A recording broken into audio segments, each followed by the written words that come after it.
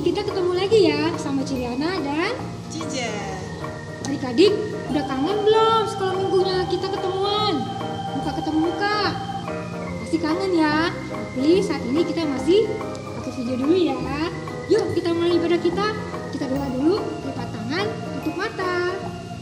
Terima kasih Tuhan untuk hari yang indah ini. Kalau kami boleh bersama-sama ibadah sekolah minggu. Kami bersyukur Tuhan, kalau nanti juga kami akan memuji Tuhan, kami akan mendengarkan firman Tuhan, dan kami mau bersuka cita. Hanya di dalam nama Tuhan Yesus kami berdoa dan mengucap syukur. Haleluya, amin. Nah adik-adik, sekarang kita akan memuji Tuhan. Semuanya berdiri dan ikutin gerakan Ciliana dan Cijen ya. Yuk kita memuji Tuhan. I love you Jesus.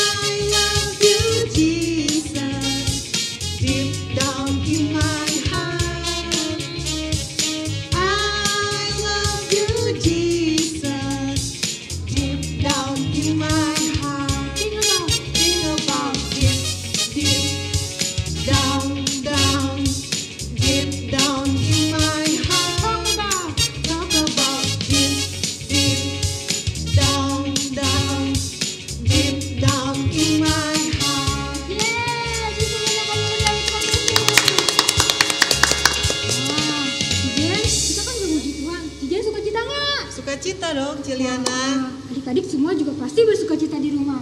Sekarang kita akan mendengarkan firman Tuhan Cijen. Yuk kita siapkan hati kita akan menyembah Tuhan.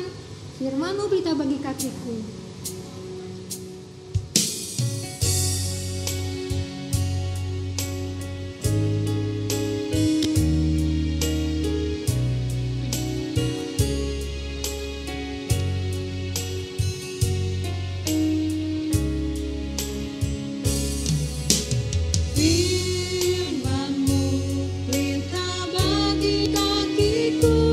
Terang bagi jalan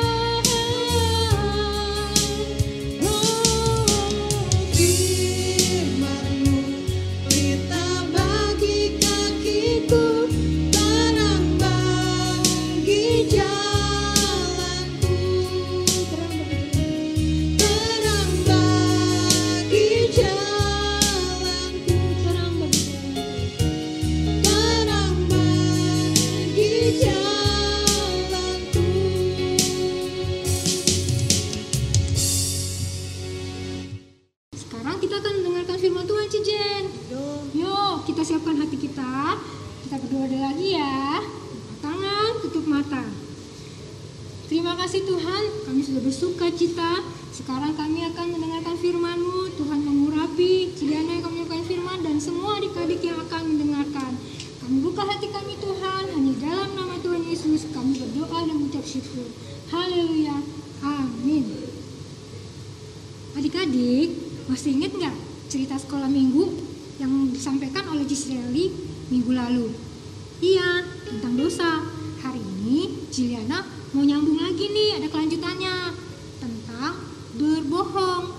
Ceritanya itu diambil dari kitab Kisah Para Rasul 5 ayat 1 sampai 11. Adik-adik tahu nggak? Orang-orang percaya zaman dulu itu hidupnya susah banget. Susah makan, susah deh pokoknya. Dan mereka hidup dalam ketakutan. Tahu nggak ketakutannya gara-gara apa? Karena mereka dikejar-kejar sama orang yang tidak percaya sama firman Tuhan, adik-adik. Tapi walaupun mereka hidup dalam kesusahan, ketakutan, tapi mereka bisa bertahan. Karena mereka hidup saling berbagi. Berbaginya dengan, kalau misalnya ada salah satu orang yang punya uang, mereka bawa ke rasul-rasul, lalu mereka bagi dengan rata, adik-adik. Jadi walaupun mereka hidup dalam ketakutan, susah, tapi mereka bisa bertahan. Hebat ya. Tapi ada sepasang suami istri yang aneh nih, bukan aneh sih, keluar dari firman Tuhan ya sebenarnya, adik-adik. Kan mereka harus berbagi semua yang mereka bawa punya, mereka bawa kepada rasul. Nah, sepasang suami istri ini namanya Om Ananias dan Tante Safira. Om Ananias dan Tante Safira ini mereka menjual tanah mereka. Tapi adik tahu nggak, si Om Ananias dan Tante Safira ini mereka jahat, mereka skongkol. Jadi mereka bilang gini, kita bawa aja uangnya sebagian kepada rasul-rasul, sebagiannya lagi kita simpan. Mereka sepakat. Akhirnya Om Ananias membawa sebagian dari hasil penjualan tanah itu kepada rasul-rasul dan diletakkan di kaki rasul-rasul. Tapi si Om Petrus nanya begini sama si Om Ananias. Ananias, mengapa hatimu dikuasai iblis? Kamu berbohong kepada Tuhan. Padahal kalau tanah itu tidak kamu jual pun, itu masih tetap jadi milik kamu. Adik-adik, tahu nggak kenapa Om Petrus bisa tahu sih Om Ananias itu bohong? Karena Om Petrus dikuasai oleh Roh Kudus, adik-adik. Jadi Om Petrus tahu si Om Ananiasnya bohong. Ketika Om Petrus selesai bicara, tiba-tiba bum, si Om Ananiasnya jatuh. Orang-orang di situ pada kaget. Mereka kaget dan takut melihat Om Ananias tiba-tiba jatuh.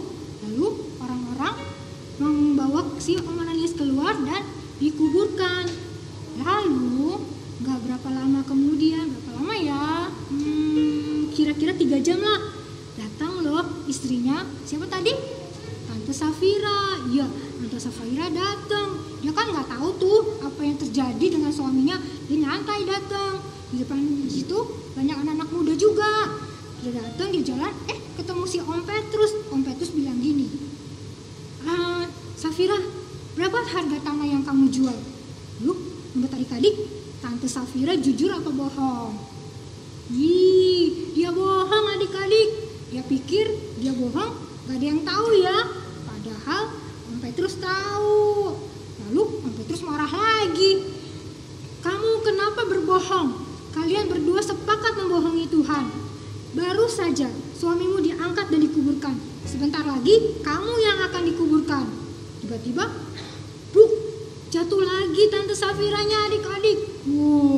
Lalu anak-anak muda yang di sana membawa Tante Safira keluar dan membawanya ke luar dan dikuburkan di sebelah Om Ananias. Nah, adik-adik, di sini kita harus sama-sama belajar ya. Kalau kita menerima firman Tuhan, mendengarkan firman Tuhan, kita harus menerima sungguh-sungguh dan menyimpannya dalam hati. Kalau kita menyimpan firman itu dalam hati, kita seperti Om Petrus, kita tahu mana yang orang bohong sama kita tahu enggak. Ya, dan kalau kita mendengarkan firman Tuhan, bukan cuma kita menyimpannya, juga kita harus sungguh-sungguh menerima, menyimpan, dan melakukannya supaya hidup kita jadi bertumbuh, kita jadi berkat buat banyak orang. Oke adik-adik, kita harus tetap berdoa dan baca firman supaya kita tidak bisa dikuasai oleh si iblis. Oke adik-adik, kita berdoa untuk firman Tuhan ya. Buka tangan, tutup mata.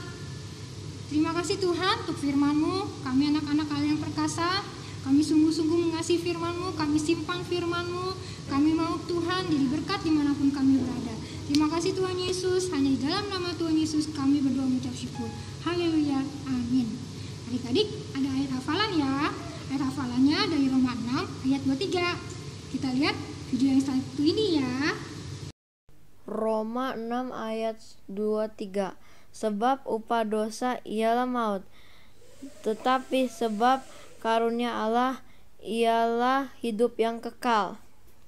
Adik-adik, minggu ini kreativitas kita adalah ini teka-teki silang untuk kelas besar ya. Nanti dibagikan dan kalian isi pertanyaannya di sini.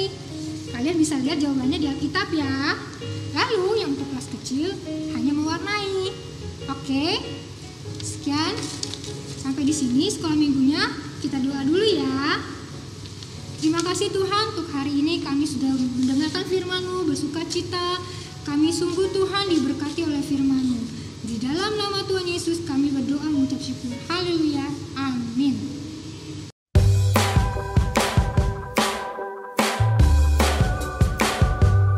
I've got the joy, joy, joy, joy down in my heart.